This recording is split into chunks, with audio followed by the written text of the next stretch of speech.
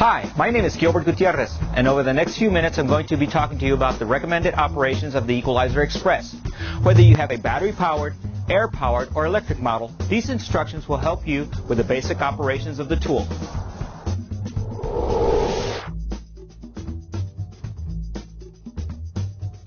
Before you get started, remember these important guidelines.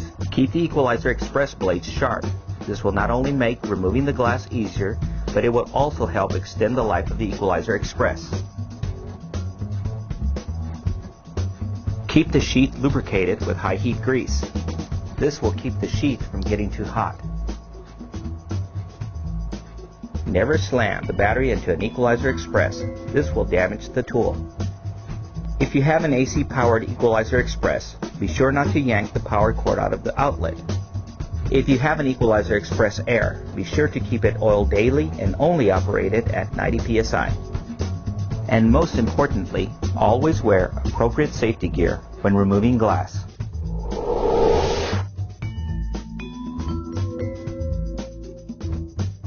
Whenever you begin working on a customer's vehicle, it is a good habit to cover the seats, steering wheel, and floor of the vehicle.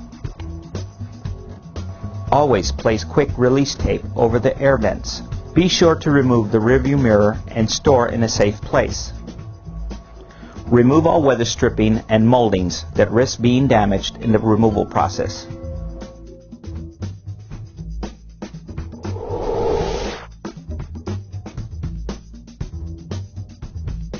Use quick release tape to mask the fenders and hood of the vehicle. Remove the windshield wipers and cowling and store in a safe place. Mark the stops on the windshield with quick release tape. Mark the position of the VIN plate on your windshield.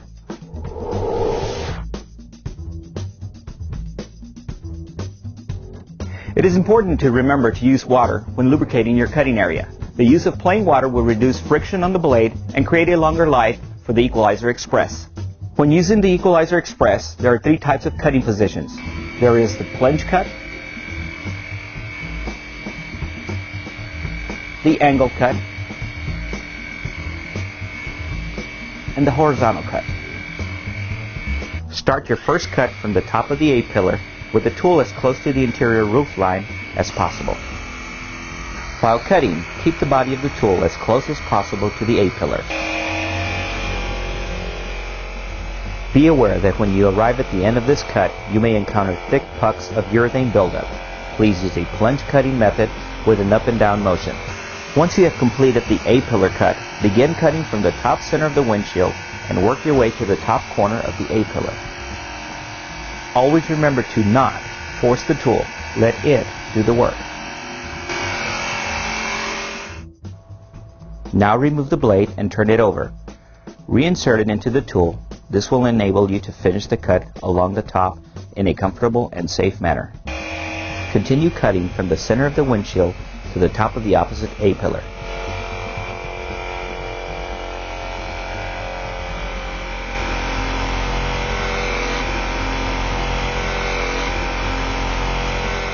Be aware that when you arrive at the end of this cut, you may encounter thick pucks of urethane buildup. Please use a plunge cutting method with an up and down motion. After plunge cutting, use a slight left to right cutting action to ensure a complete cut.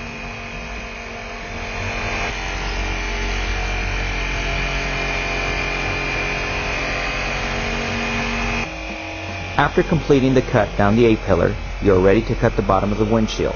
Continue to take note of the urethane pucks in the corners of the glass and use the plunge cutting method as needed. Begin cutting the bottom of the windshield out using a combination of plunge, angle, and horizontal cuts.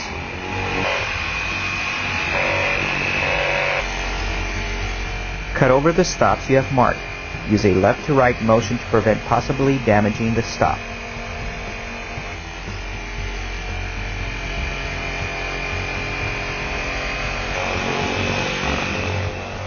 As you can see, the angle cutting method is beneficial when cutting below the dash. Always remember to not force the tool. Let it do the work.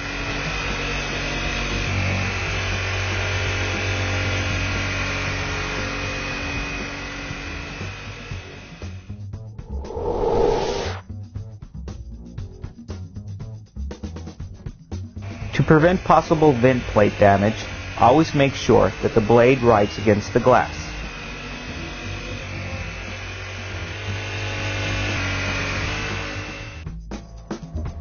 After all cuts have been made, you are now ready to remove the windshield.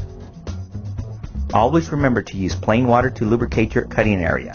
Keep your Equalizer Express blade sharp and let the tool do the work.